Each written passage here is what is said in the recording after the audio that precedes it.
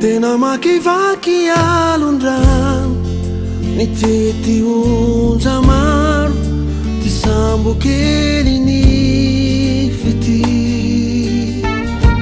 taony sedra lalina tomilo fefika fa de ny aretansika te naro piaramony nazamo nanenjikiavoko tomila ampamoifo fa hoe fitiavana tsonjary tomifandany anjary fa de ny aretatsika teo fanio de totoko ty faniriny fo tanterakany antsika roa fonatreo ny aiai sary nofinampanay fa eo ianao ny tantanay fanio de totoko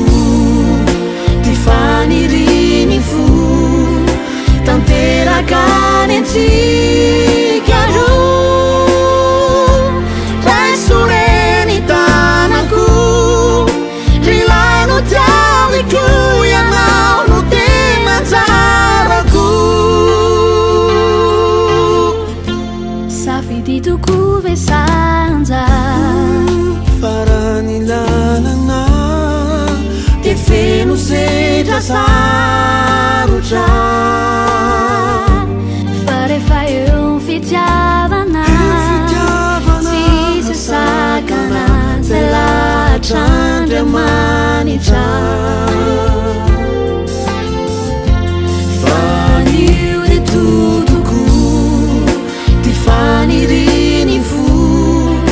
tanterakany antsika roa fonatreo ny aiai zary nofinampanay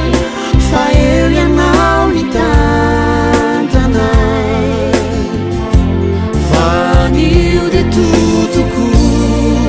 ty faniriny fo tanterakany antsika